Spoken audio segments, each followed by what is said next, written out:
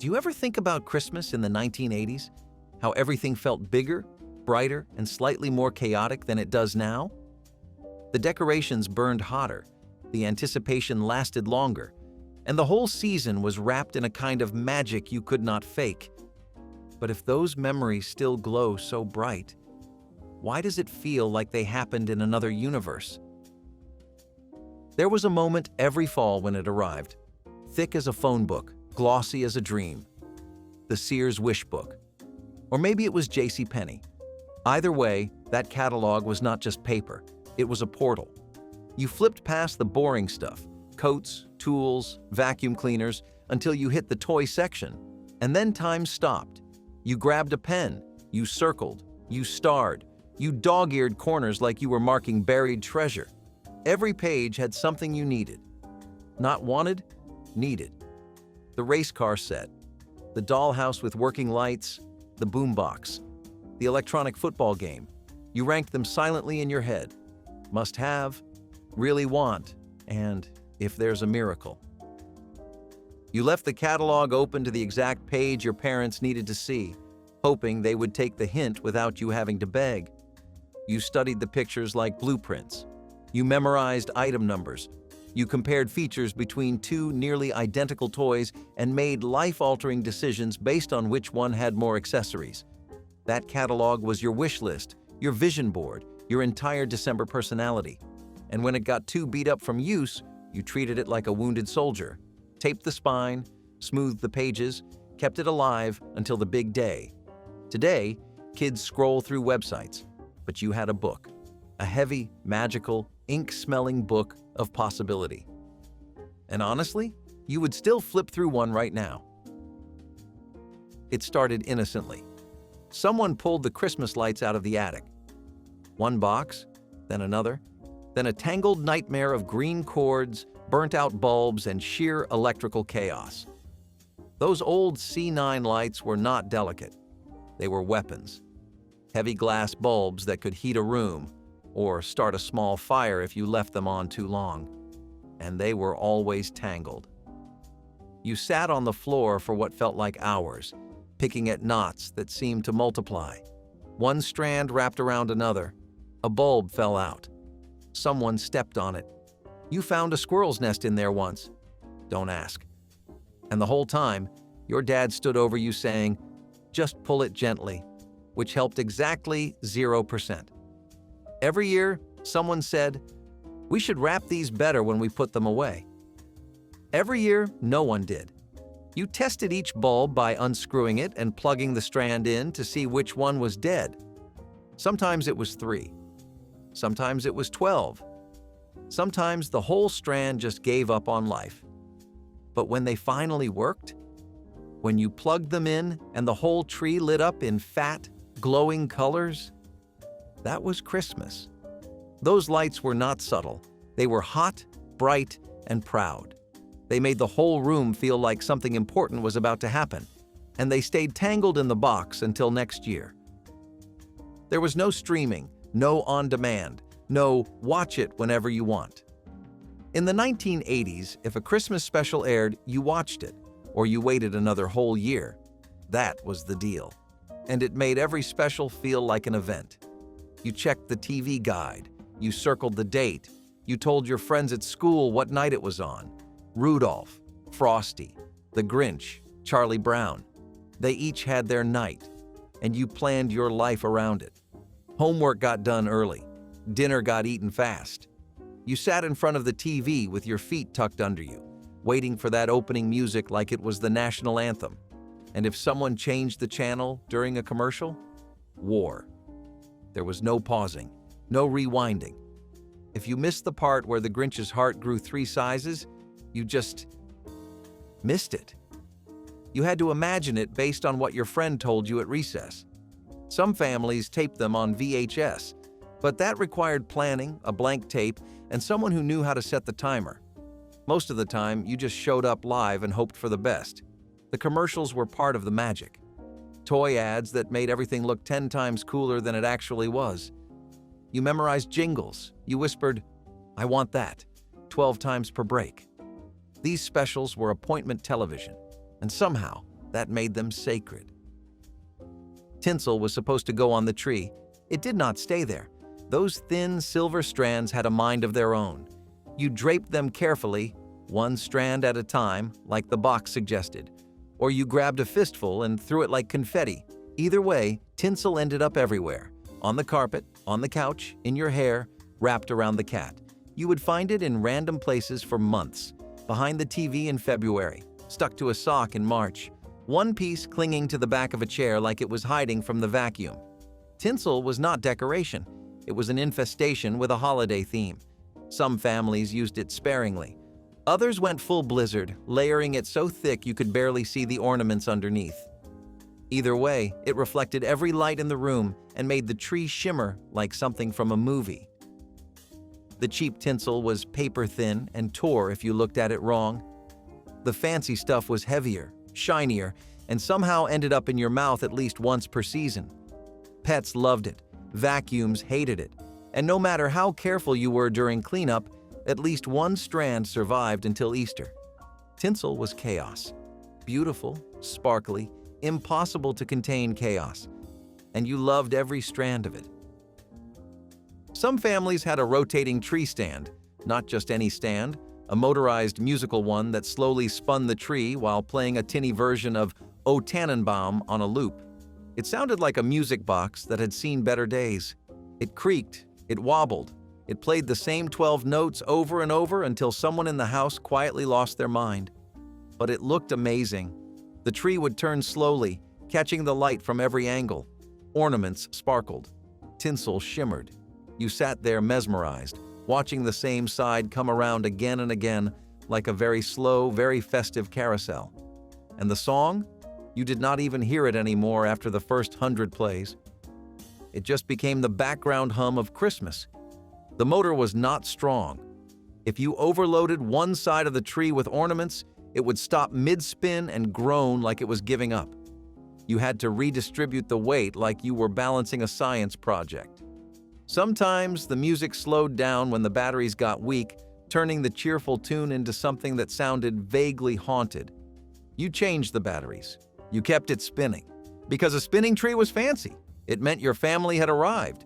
And even now, if you hear that tune, you are right back in the living room, watching the lights go round and round. Christmas Eve had a dark side. While kids slept dreaming of morning, parents were downstairs with a pile of parts, a single sheet of instructions, and a flashlight clenched between their teeth. Assembly required, sanity not included. Every toy in the 1980s came in pieces. Bikes, dollhouses, race car tracks, kitchen sets. The instructions were always vague, sometimes in 3 languages, and occasionally just a drawing that looked like it was made by someone who had never seen the toy. You needed a Phillips head screwdriver, a flathead, an Allen wrench, and possibly a degree in engineering. Tabs did not fit into slots. Screws were missing. And someone always whispered, "I think we put that part on backwards." Dads muttered things under their breath. Moms held the flashlight and tried not to laugh. Hours passed. Coffee was brewed.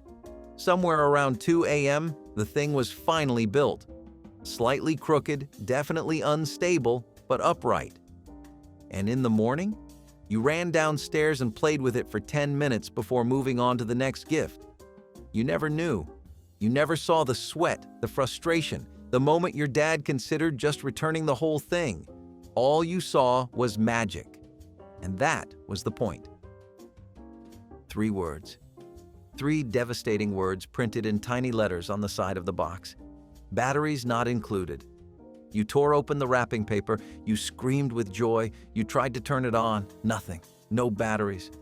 The toy just sat there, lifeless, mocking you with its potential. You ran to your parents, they checked the junk drawer. Nothing but dead AAs and a single D-cell from 1983. The stores were closed. Christmas was ruined, at least for the next 6 hours until something opened. You spent the morning staring at the toy, pressing buttons that did nothing, imagining what it would sound like if it worked. Some kids got lucky. Their parents bought batteries in advance, hid them in a drawer, and produced them like magicians at the moment of crisis. Those parents were heroes. The rest of us waited. We played with the box, we read the instructions, we held the toy up to our ear and pretended it made sounds.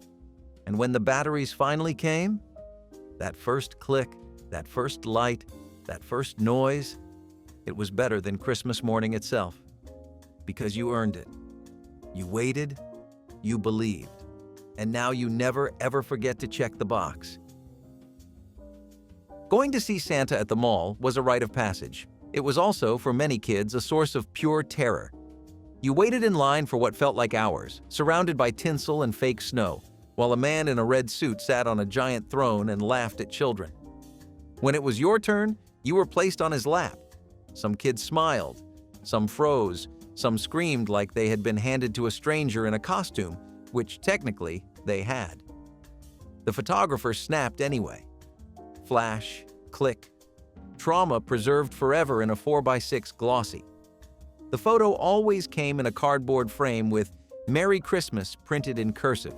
You were either grinning, crying, or staring blankly into the middle distance like a hostage. There was no retake. You got what you got. Parents told you to smile. You tried. But Santa smelled like peppermint and cigarette smoke. His beard was slightly crooked, and his lap was weirdly warm. Still, you told him what you wanted. You whispered it like a secret. You believed, at least a little, that this guy had some say in what showed up under the tree. And later, when you saw the photo in the album, you laughed. Because even the terrified ones were kind of adorable, and you would not trade that memory for anything. Some trees were green, some trees were real, and some trees were aluminum. Shiny, silver, space-age aluminum, standing in the corner of the living room like a prop from a 1960s sci-fi movie that refused to leave. These trees did not have lights on them. They had a color wheel. A rotating disc with red, blue, green, and gold panels sat on the floor, shining a spotlight up at the tree. As it turned, the whole tree changed color, slowly cycling through a psychedelic holiday light show. It looked like Christmas on another planet. Some people loved it. Others thought it was the strangest thing they had ever seen. Either way, you could not look away. The aluminum branches were sharp. You learned that the hard way if you tried to hang ornaments too fast. The tree made a faint metallic rustle every time someone walked past, and it never smelled like pine, because it was not pine. It was reflective industrial material shaped like a tree. But when that color wheel hit it just right, magic. Grandma had one in the den. Your weird aunt had one in the living room. You probably still remember exactly where it stood and what it looked like glowing red at midnight. They do not make them like that anymore. And maybe that is for the best, but also, maybe not. Every holiday season, someone gave your family a fruitcake. It arrived in a box, wrapped in plastic, dense as a brick, and studded with mysterious candied fruit in colors not found in nature. It sat on the counter. It was acknowledged. It was never eaten. Fruitcake was a holiday tradition no one actually wanted. You poked it once. It did not give.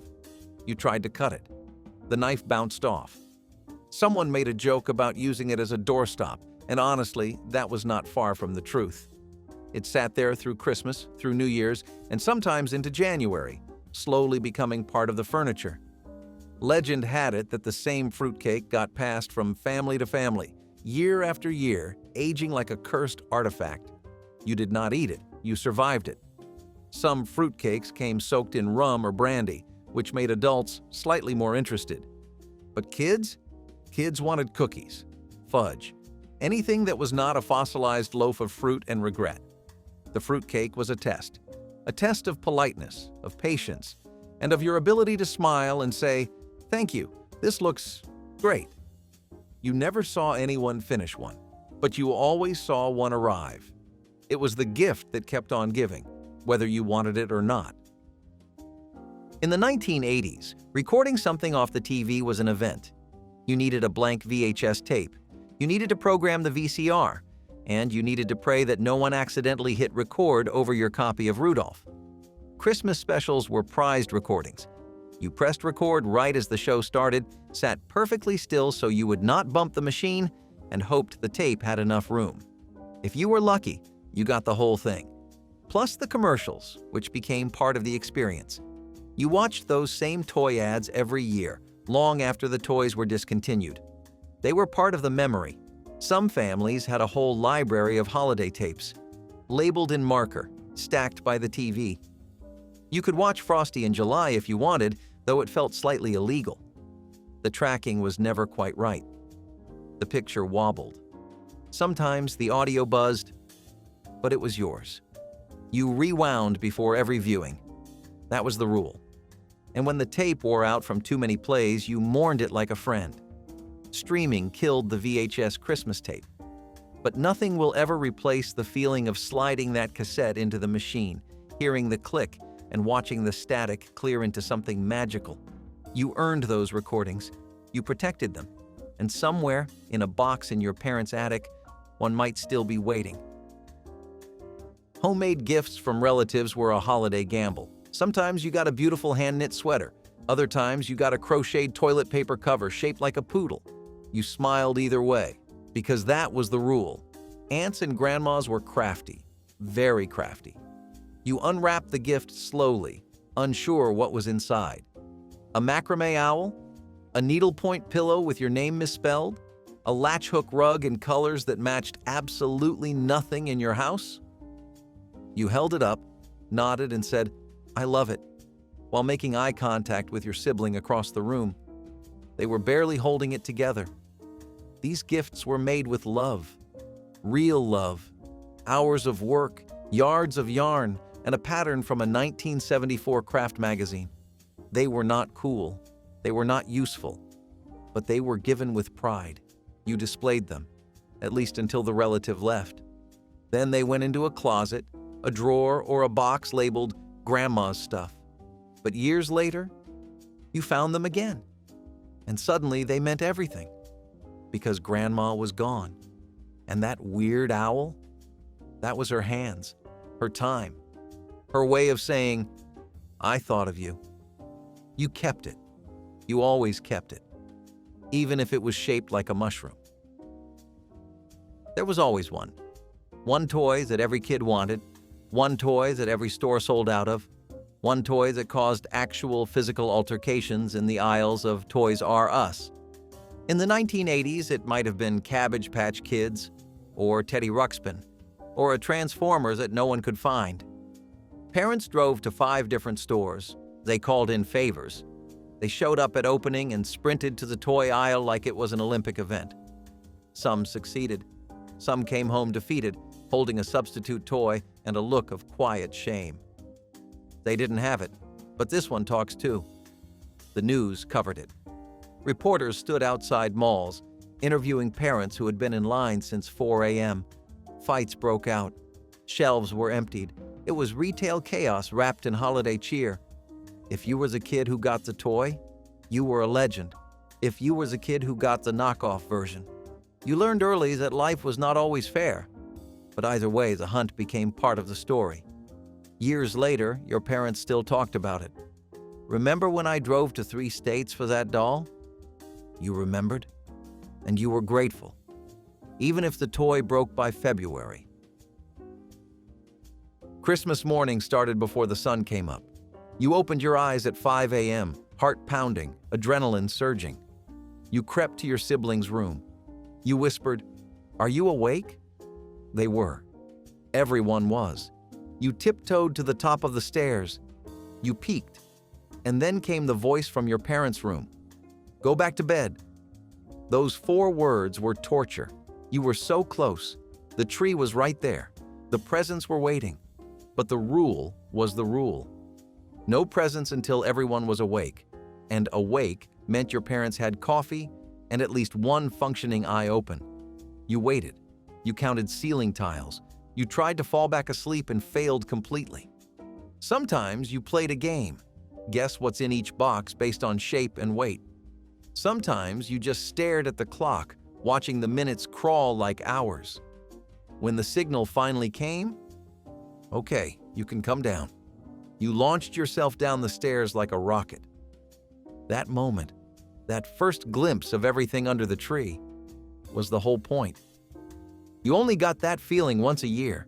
and nothing since has ever quite matched it. It looked like stained glass.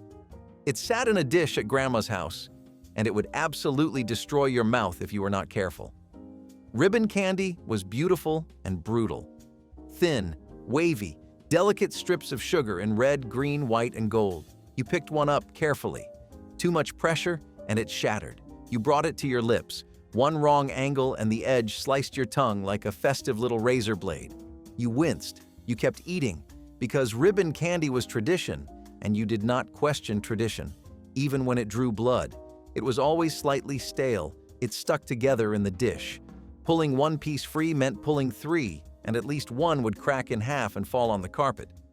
Kids ate it because it was pretty. Adults ate it because it reminded them of their childhood. No one ate it because it tasted amazing. But every year, there it was, sitting in the same cut glass dish, waiting to test your commitment to nostalgia. You survived it, you remember it, and you probably still flinch a little when you see it in a store. Wrapping paper was not disposable, not in the 1980s, at least not in your house. You unwrapped gifts slowly, carefully peeling back the tape so the paper stayed intact. Because someone worked hard on that, and we can use it again next year. Bows were definitely saved. Bows were currency. You flattened the paper, you folded it, you put it in a bag or a drawer where it sat with 15 other pieces from Christmases past. Some had creases, some had tape marks. One was definitely from 1979 and still had a gift tag with someone else's name on it. Did not matter. It was still perfectly good.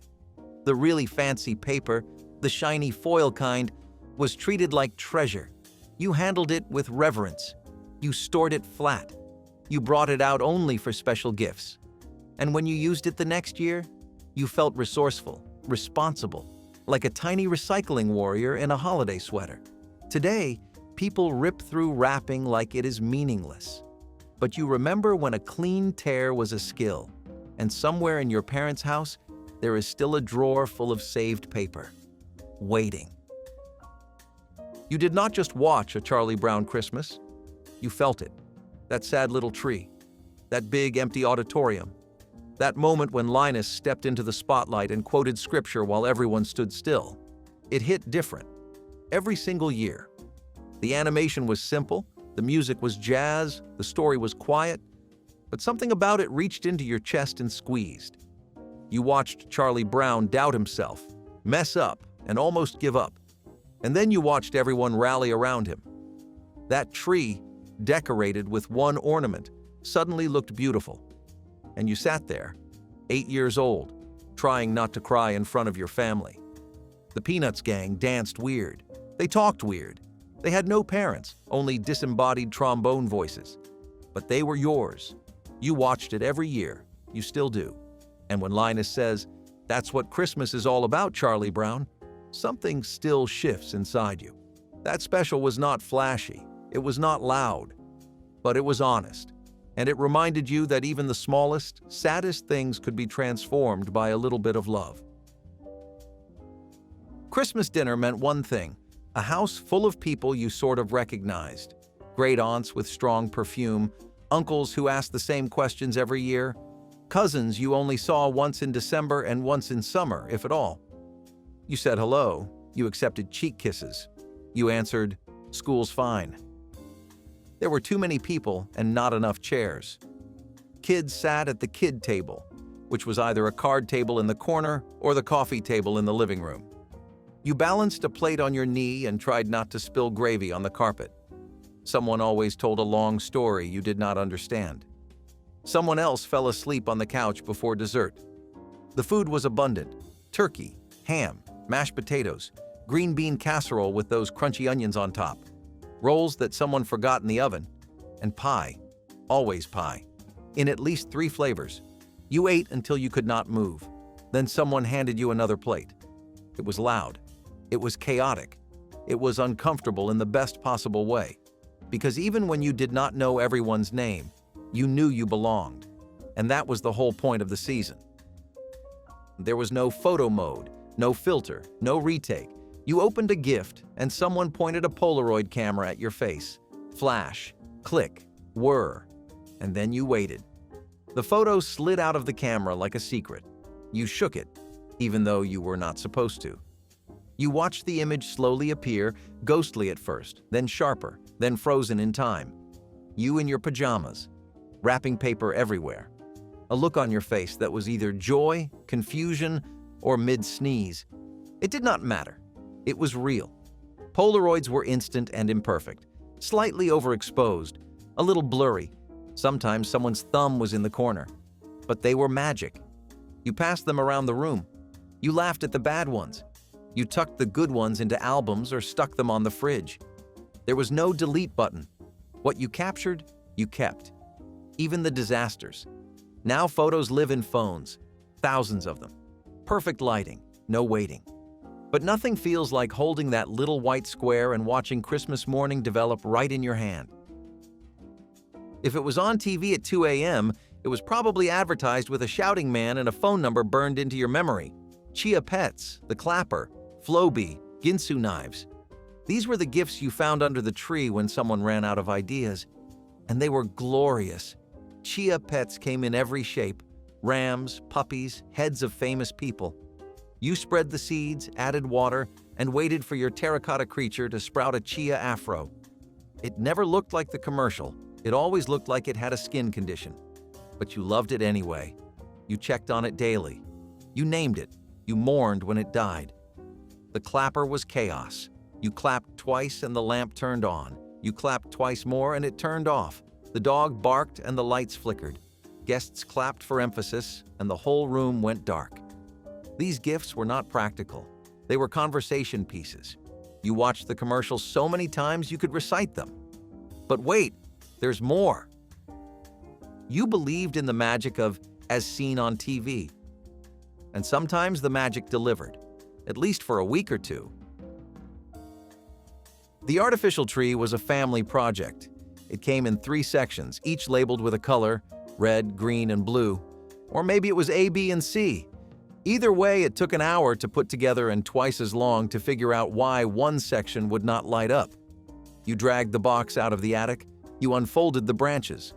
Each branch had to be fluffed, bent outward to look full and natural. You fluffed for what felt like days. Your hands hurt. The fake needles poked.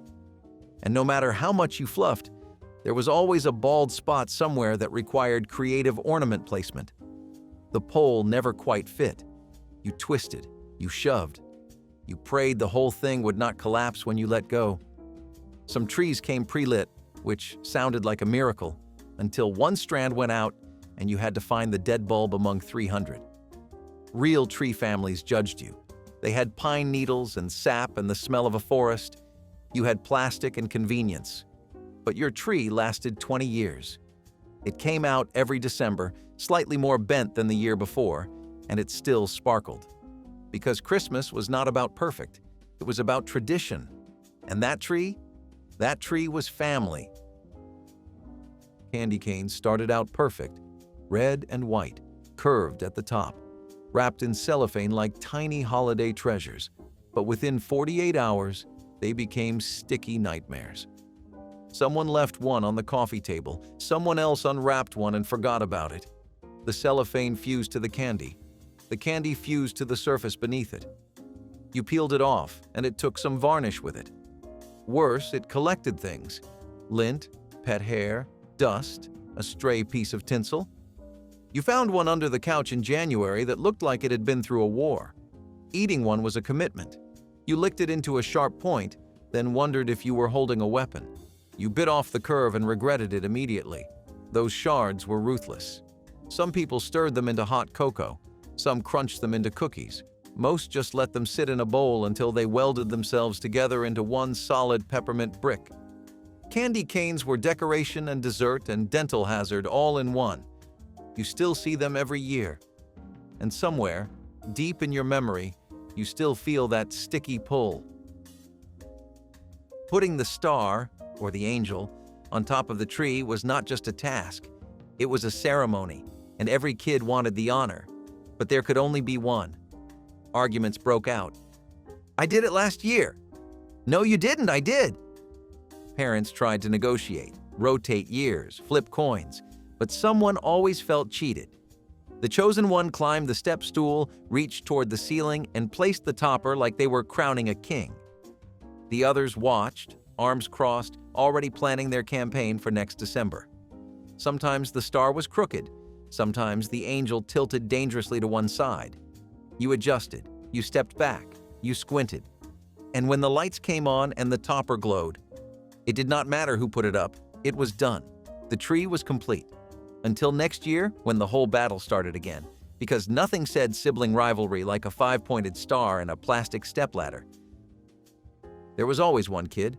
Maybe it was you, maybe it was your cousin, but someone somewhere peeked at the presents early. They snuck downstairs. They lifted a corner of wrapping paper. They shook boxes. They ruined the surprise, for themselves, and sometimes for everyone else. The confession usually came later. I already know what it is. 4 words that could destroy Christmas morning. You tried to act surprised anyway. You opened the gift with fake enthusiasm.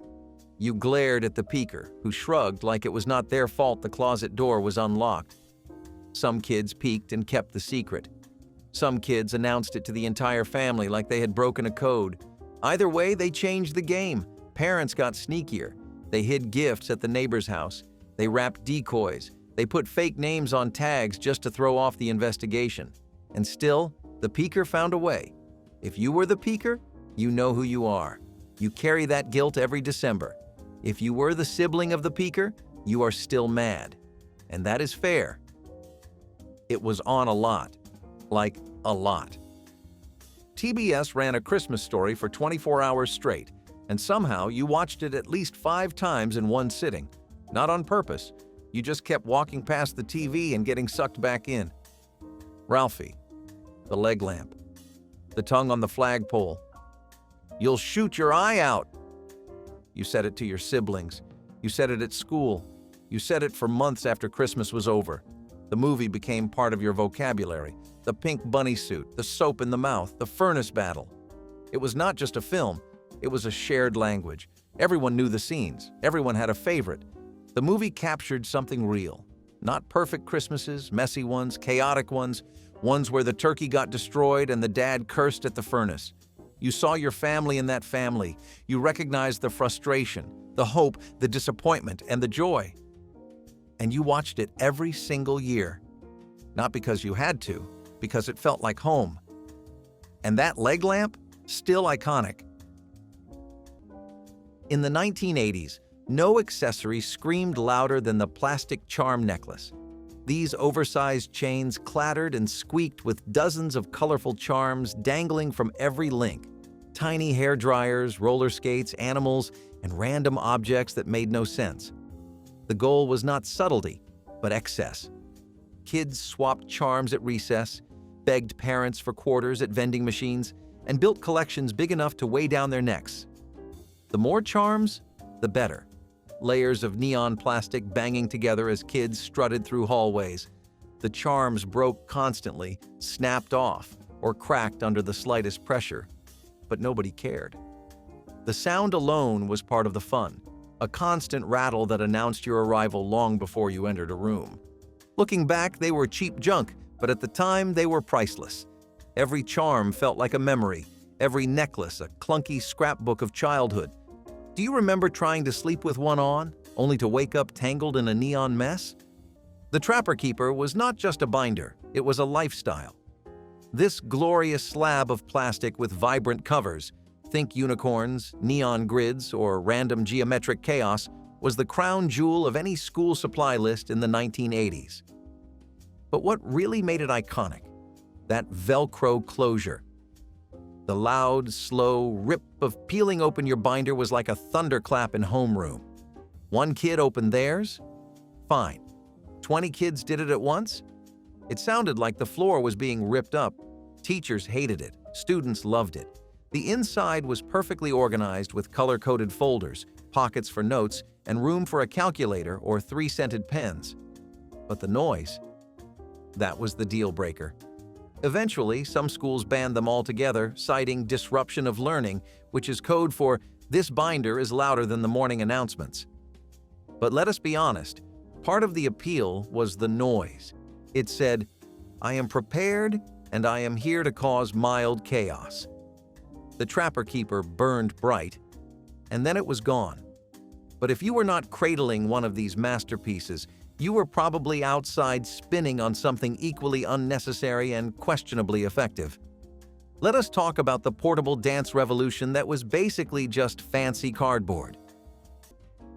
DIY haircuts were a gamble most families took at least once, and usually regretted. With no YouTube tutorials or professional scissors, someone at home decided they could just trim it a little. What followed was part haircut, part identity crisis. A kitchen chair became the salon throne, a towel around your shoulders caught the clippings, and your tears. Bangs were the first to go, hacked straight across like a lawnmower had passed through. One side was always shorter, the back was ignored, and when it was finally done, you stared into the mirror wondering who let this happen. Sometimes it was mom, sometimes it was your older sister. Once in a while, you tried doing it yourself, armed with safety scissors and too much confidence. School the next day felt like a walk of shame. Hats became your best friend. Friends pretended not to notice. But deep down, they knew, and they remembered. Everyone has at least one photo of a haircut gone wrong, crooked, uneven, or alarmingly short. It was a rite of passage, a test of patience, a bold act of trust. DIY haircuts were terrifying, hilarious, and unforgettable. And somehow, some way, the hair always grew back.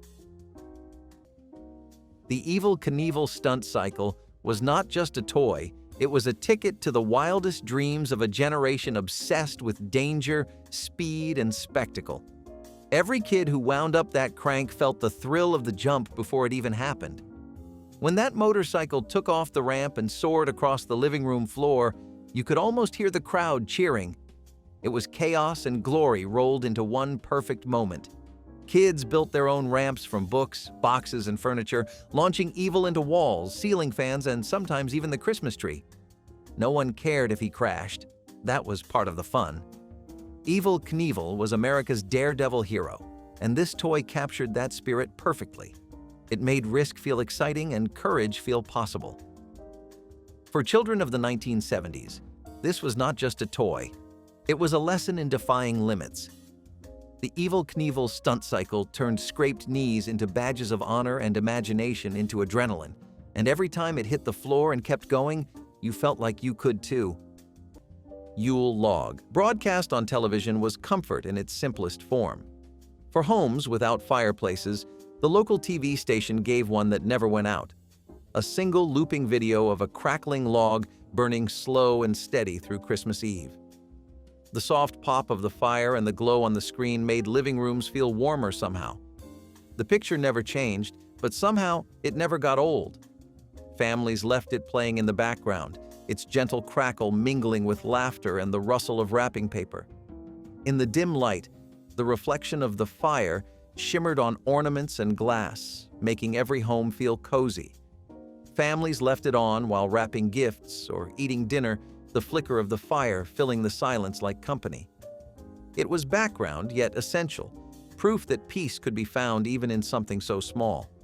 Some stations added holiday music, others let the quiet crackle do all the work. It didn't matter.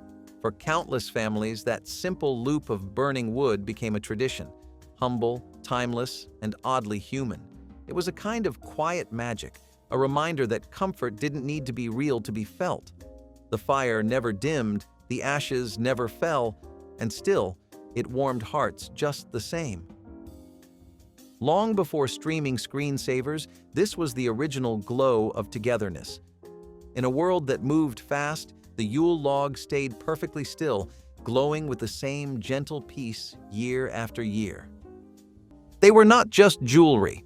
They were emotion captured in metal, worn like a secret code on your finger. Mood rings did not just change color.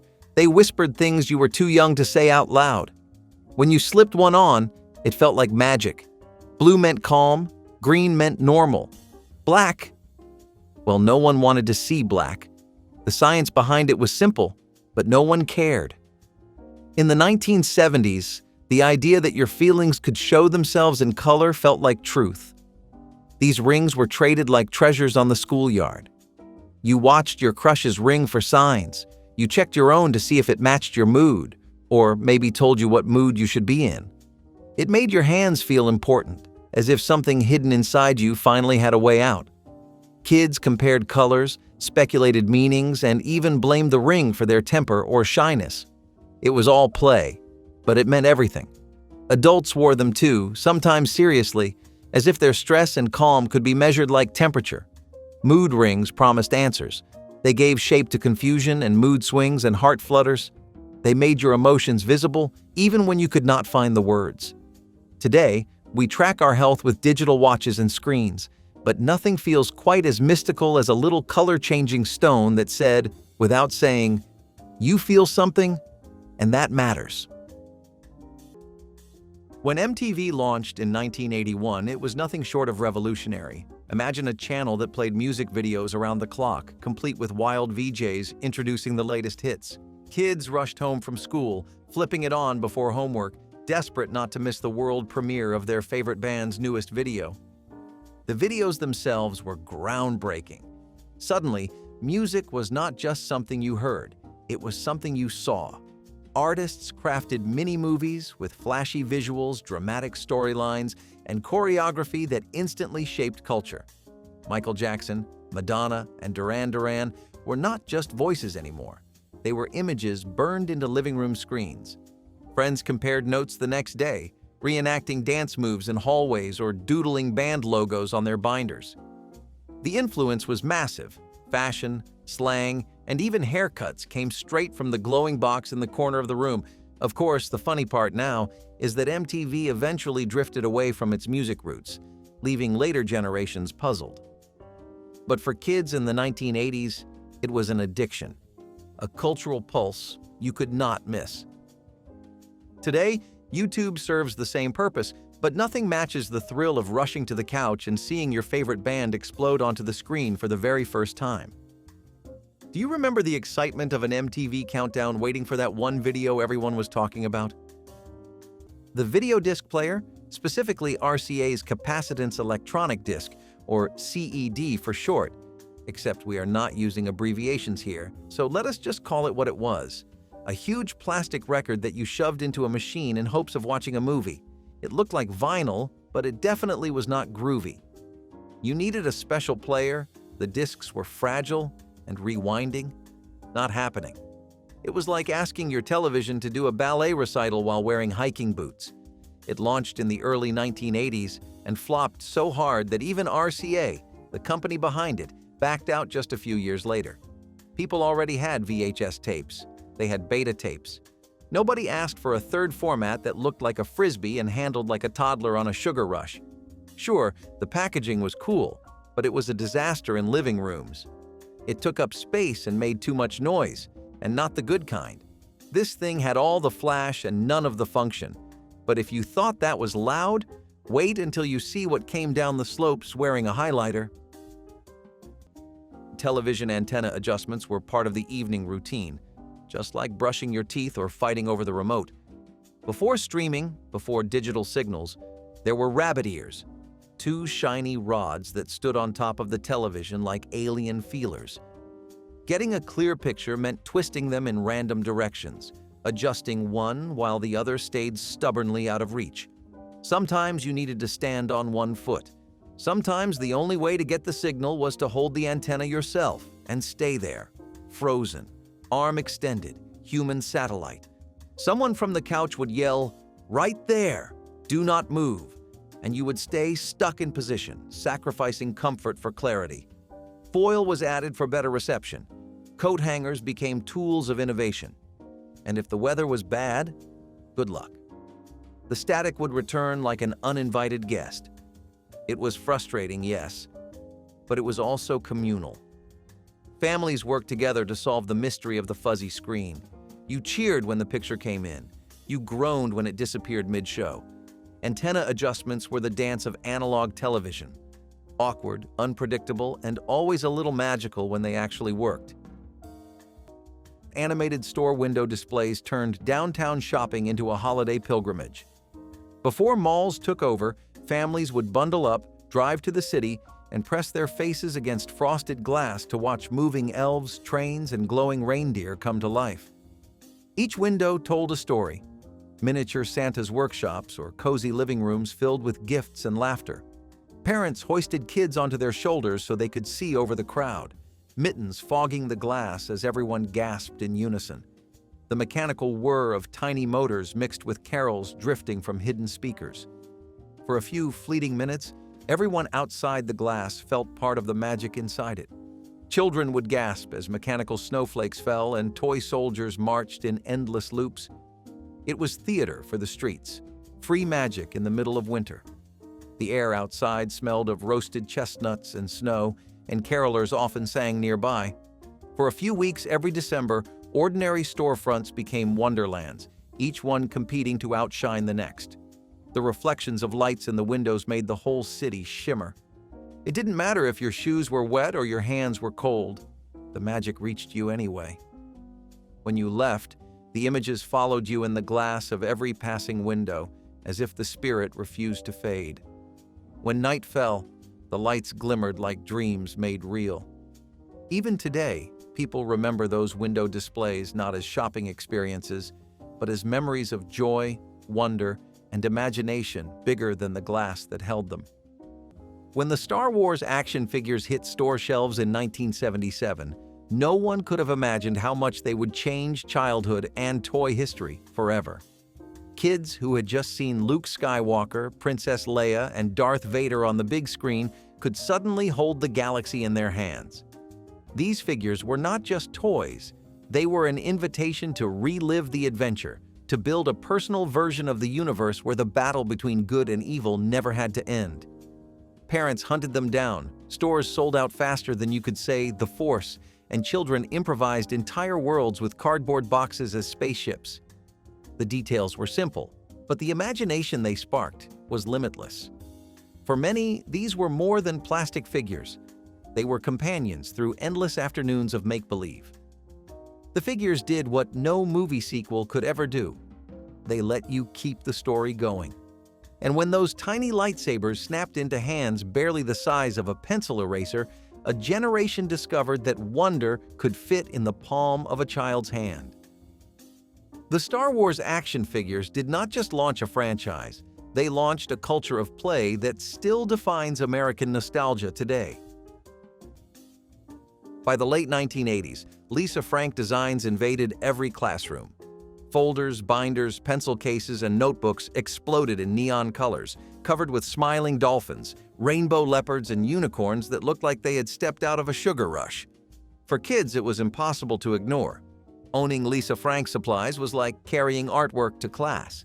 Kids flaunted their designs, trading folders and comparing which animals were coolest. Teachers shook their heads at the distracting rainbows, but even they had to admit the colors were mesmerizing. The quality was flimsy, the folders bent, the binders ripped, but the artwork was what mattered. Each new design felt like a status symbol, proof that your school supplies were brighter and happier than anyone else's. Today, Lisa Frank has made a nostalgic comeback, but nothing compares to the 1980s craze. Do you remember opening your backpack to a neon jungle of rainbow animals smiling back at you? Scratch and sniff stickers made notebooks smell like fruit salad, or something pretending to be. Grape, banana, pizza, popcorn, if it existed, there was probably a sticker that gave off a chemical approximation of it. These tiny scented rewards were currency on the playground. You earned them from teachers, you traded them with friends, you collected them in sticker books and flipped through your favorites like a sommelier of glue and artificial scent. Some smelled better than others. Some were so strong they made your eyes water. Others lost their smell after a few scratches but were kept anyway, honored like faded trophies. You knew the popular ones: root beer, bubble gum, and anything with glitter. You also knew the duds, like liverwurst or mystery meat, that somehow ended up in your binder anyway. Scratching a sticker in class was a quiet act of rebellion. You were not supposed to, but you did. And then you passed the notebook around so others could sniff and nod in approval, or gag in horror. Scratch and sniff stickers were low-tech fun with high nostalgic value. They turned paper into treasure. And even today, one whiff of fake strawberry is enough to transport you straight back to third grade with a smile. Space food sticks were NASA's answer to snacking and the 1960s answer to cool. Developed with the help of the Space Agency and manufactured by Pillsbury, these chewy, tube-shaped snacks were inspired by the meals eaten aboard spacecraft during America's race to the moon. They came in flavors like chocolate, peanut butter, and caramel, each one individually wrapped in sleek foil packaging that looked straight out of a science fiction movie. For kids, biting into a space food stick meant pretending you were floating in zero gravity, eating like an astronaut in orbit. They were soft, dense, and slightly grainy. Less candy bar, more futuristic fuel. Parents loved the idea of a high-protein, shelf-stable snack. Kids just liked the novelty. They made it into lunchboxes, road trip bags, and even Halloween candy stashes. Though their popularity waned by the 1980s, the memory stuck, especially for those who watched grainy broadcasts of moonwalks and then unwrapped their own little taste of space. Today, space food sticks are remembered more for what they represented than how they tasted. They were not just snacks. They were a bite of the future, wrapped in foil, waiting in your kitchen drawer. Big bulb outdoor lights were the heartbeat of 1980s neighborhoods. Before sleek LEDs and synchronized displays, there were strands of giant glowing C9 bulbs strung across rooftops and fences. They hummed faintly, warm and imperfect, each bulb its own little sun in the cold night. You could hear the faint buzz as the lights warmed up, see the glow reflecting off icy driveways. Kids stood outside with mittens pressed to their mouths, watching their fathers staple each strand along the roofline. Every flick of the switch felt like unveiling a masterpiece to the neighborhood. Dads climbed icy ladders while kids held the extra bulbs, watching as color after color came to life. Some lights flickered, others burned too hot, but no one cared. The glow felt alive. When snow fell, it reflected the lights in every direction, turning whole streets into fairy tale scenes.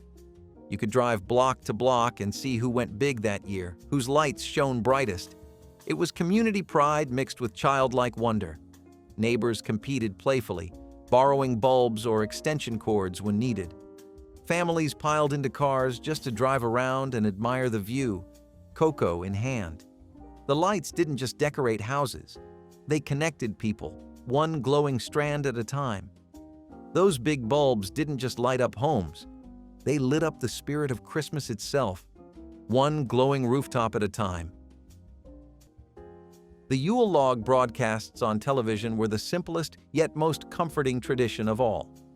On cold winter nights, local stations would play an endless loop of a crackling fireplace, accompanied by soft carols and instrumental classics. For families without a real hearth, it gave the illusion of warmth and togetherness. The glow from the television filled the room, flickering like real firelight against tinsel and wrapping paper. People wrapped gifts, baked cookies, or just sat quietly while that gentle soundtrack played in the background. It was calm, unhurried, and deeply human, a rare moment of stillness in a noisy world.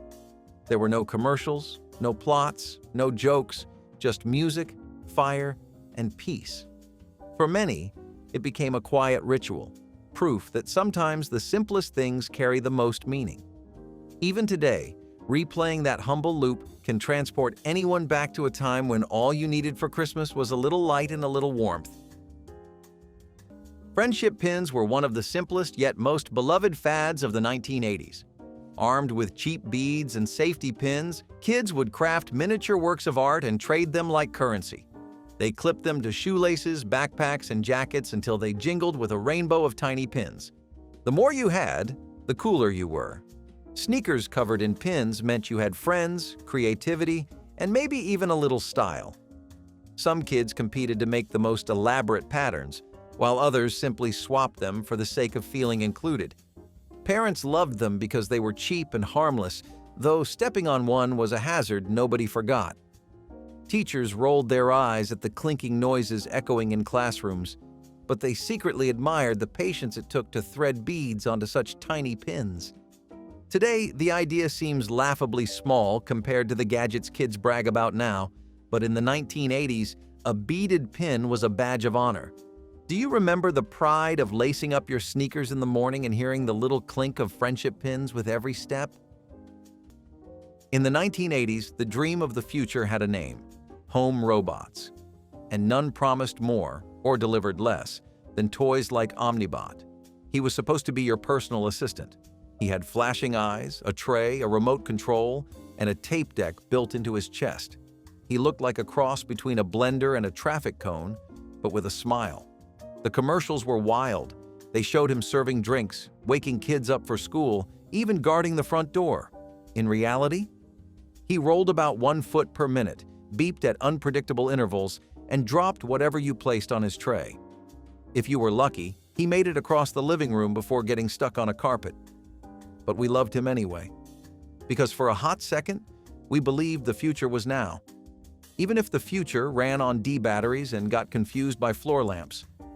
Still, nothing summed up 1980s optimism like putting faith in a glorified plastic scooter.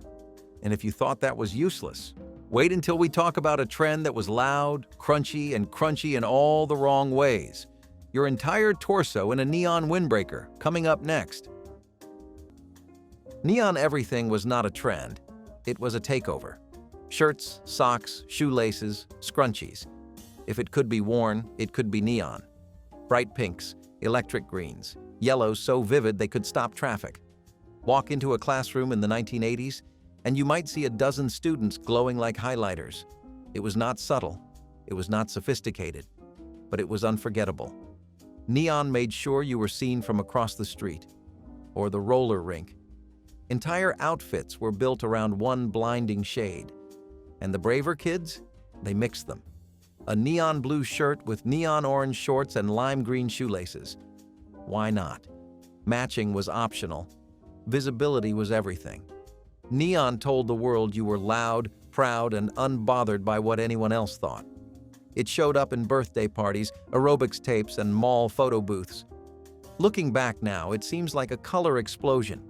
But that was the magic. Neon was confidence in color form. It was youth, amplified. It was chaos, celebrated. And for those who wore it without a hint of irony, it was the brightest part of a decade that refused to dim. Milk delivery boxes were part of the morning routine before grocery stores became the center of every neighborhood. In the 1960s, many American homes had a small metal box sitting just outside the front door or tucked near the back steps. Inside, the milkman would leave fresh glass bottles filled with whole milk, sometimes with cream floating at the top. It was a system built on trust and timing. Families left their empty bottles out at night, and by morning, new ones would appear, cold and ready for breakfast. The box was often insulated to keep the milk cool, and in the winter, the tops might freeze and push the cardboard caps up like little crowns. Kids raced to bring it in before it could spoil in the sun. Some deliveries even included extras: eggs, butter, cottage cheese, depending on the service. The clink of bottles in the early morning was a familiar sound, and the sight of the milkman pulling up in a white truck or on a three-wheeled cart was part of the rhythm of daily life. It was personal, reliable, and felt like a small luxury. Today, the boxes are mostly gone, rusting behind old homes or used as planters, but to those who remember, they represent a time when things felt simpler, more local, and a little more dependable, one delivery at a time. Metal, claymation, and stop-motion Christmas specials were the heartbeat of December television. Families gathered around boxy living room sets, the glow of Rudolph's red nose flickering on tinsel-covered walls. Every year, without fail, Rudolph the Red-Nosed Reindeer and Santa Claus Is Comin' to Town would play, their handmade magic never fading. The jerky movements, the tiny sets, the soft glow of old film, they had a kind of warmth that modern animation can never replicate. Children memorized the songs, parents hummed along, and everyone laughed at the same jokes year after year. The stop-motion figures weren't just characters, they were friends who returned faithfully every Christmas. Commercial breaks were part of the ritual, a chance to grab cocoa before returning to the story. The snow never melted on screen, and the world outside seemed to slow down for a little while. When the credits rolled, you knew the season had officially begun. Even now, decades later, those clay figures live on, not just in reruns, but in the hearts of anyone who ever sat cross-legged in their pajamas, waiting for the next song to play. Christmas albums by pop icons filled every home with music that defined the season. Spinning on console stereos were voices like Elvis Presley, The Carpenters, and Johnny Mathis, each bringing their own warmth to December nights. The gentle crackle of the vinyl made every song sound even cozier, like a fire in the background. Families would hum softly to "Have Yourself a Merry Little Christmas," while the lights from the tree danced on wood-paneled walls. Teenagers flipped the records to the B-side, finding hidden gems that became their personal holiday anthems. And somewhere between the harmonies and the static, people found comfort, proof that even famous voices could make the world feel small and safe again. Families would hum along while wrapping presents or setting the table for dinner, the familiar melodies wrapping the house in comfort. These records weren't just music. They were part of the ritual. Once the needle hit the groove, the holiday officially began.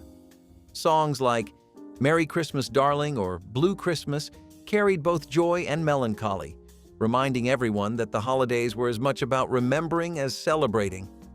Decades later, hearing those same voices still brings people back to those living rooms when stereo cabinets doubled as furniture and the world felt simpler.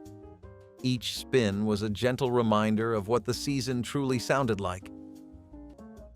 If any of this made you smile, cringe, or suddenly remember the exact texture of ribbon candy slicing your tongue, drop your favorite 1980s Christmas memory in the comments. Give this video a like and subscribe so we can keep unwrapping the past together, one tangled light strand and Polaroid disaster at a time.